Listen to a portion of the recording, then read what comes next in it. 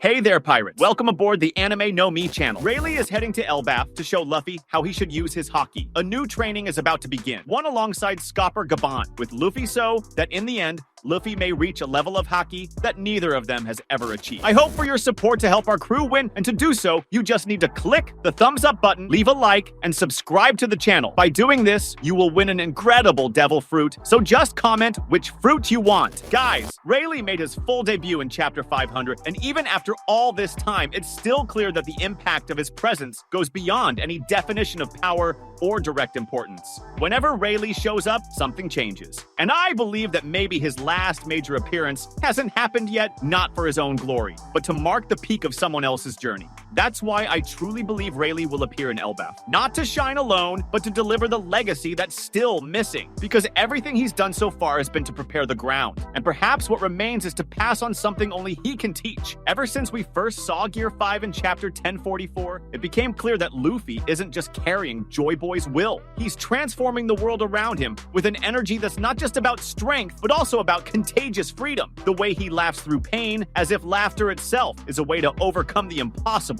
And even with all that, maybe there's one final ingredient still missing. Something only someone who stood beside Roger, who saw the end of an era, and understood that the world's secret wasn't hidden in weapons or titles, but in something only a few can feel. The Haki that shapes destinies. Rayleigh once said back in chapter 597 that there's a limit to what Haki can do. But even in that technical conversation with Luffy, you could sense there was more behind his words. As if there's a kind of Haki that can only be understood by those who've lived long enough to see the world with a different kind of wisdom. I think maybe Roger's Haki was that kind, not a power learned through constant training, but something that emerges when someone carries the weight of centuries of will. And if that's true, then maybe Rayleigh has kept this secret all these years, waiting for the moment when someone could truly carry it forward. And that someone is Luffy, not just because he's the main character, but because he's the only one who can still smile when everything's falling apart. The only one who still hears the drums even when the world offers only silence. Maybe Rayleigh will go to Elbaf because he knows that's where everything will converge. Since the first chapters of the Egghead arc, everything suggests the Giants are going to take a stand, that the world will finally split between those who seek control and those who were born to be free. And in that scenario, Luffy can no longer be just the boy who learned Haki in Ruscaina. He needs to become the new symbol. And I believe that's only possible if he manages to master Haki in a way no one else has. Not Kaido, not Shanks, not Garp, not even the Five Elders. Roger's Haki, it seems, was so strong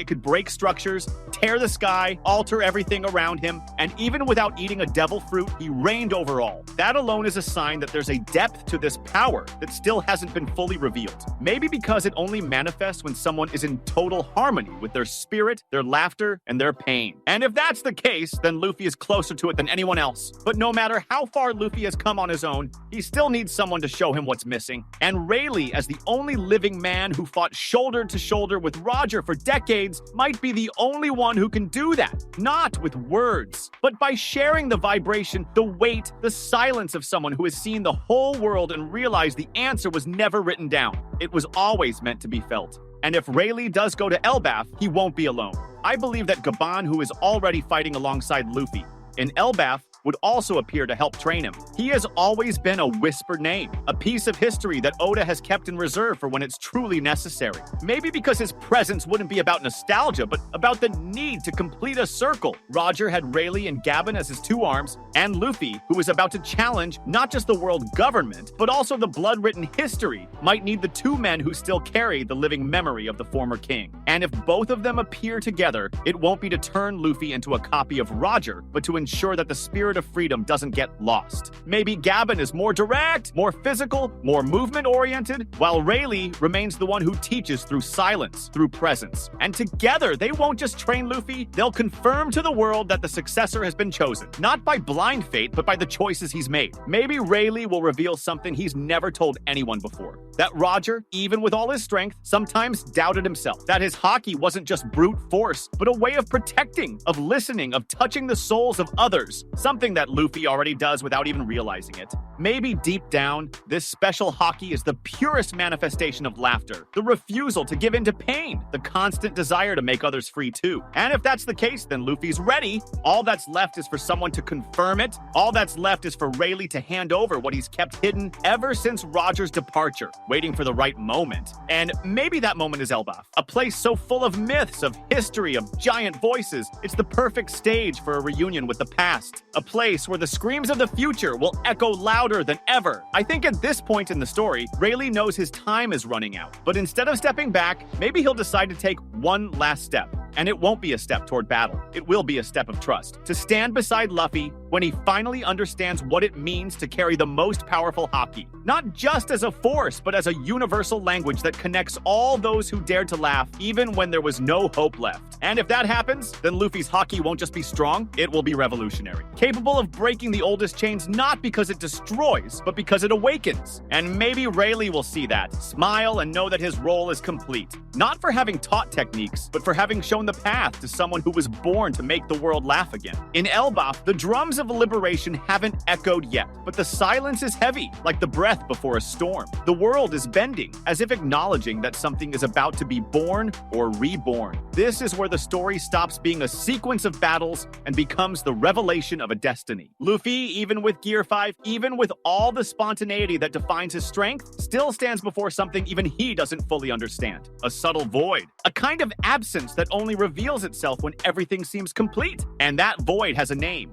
Roger's Haki, or more precisely, the Haki that once belonged to Joy Boy. Because if there's one thing clear to all who still keep their eyes open, it's that Roger wasn't the peak, he was the echo of something greater, of someone who carried not only the will of a people, but the world's laughter itself. And now that someone is Luffy, it's no coincidence that Zunisha recognized the drums. It's not about strength, it's about frequency, about resonance. But even drums need rhythm, and the rhythm that's missing can only be reached when body, mind, and spirit are in harmony. Joy Boy's Haki was so devastating not because it was only offensive, but because it was communicative. It was will turned into sound, laughter turned into impact, freedom made tangible. And Luffy, though closer to that than anyone else, is still learning how to listen. That's why Rayleigh needs to be there, not as a teacher, but as a witness, as the guardian of the final piece of the puzzle. Roger was so strong that even without a devil fruit, he stood toe-to-toe with the greatest monsters of the sea. But that's well known. What many still don't understand is that his Haki wasn't powerful because of its quantity, but because of its purity. The Conqueror's Haki, the way Roger used it, wasn't meant to subjugate. It was meant to liberate. That's what Rayleigh saw. That's what he could never teach anyone because it can't be taught.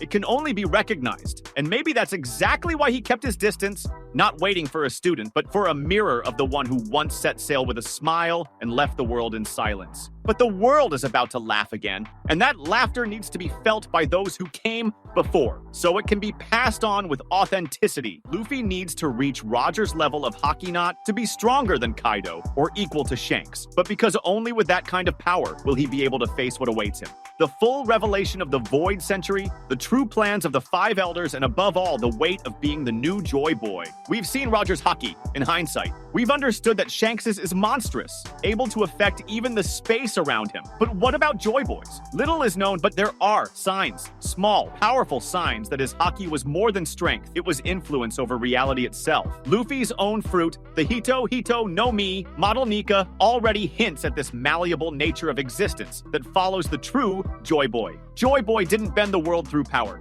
He bent it through laughter, and his Haki was perhaps the catalyst of that distortion of reality. A power that doesn't just impose will, but reconnects living beings to their essence. A Haki that pierces through physical, mental, and historical layers. And that's why Luffy needs more than technique. He needs one last spiritual push from someone who lived beside the truth and still carries the echo of Roger's laughter within it. That was today's content. We hope you liked it and want to share your opinion on the subject. Don't forget to share the video, give it a thumbs up, and I'll see you in the next video. Take care and stay amazing.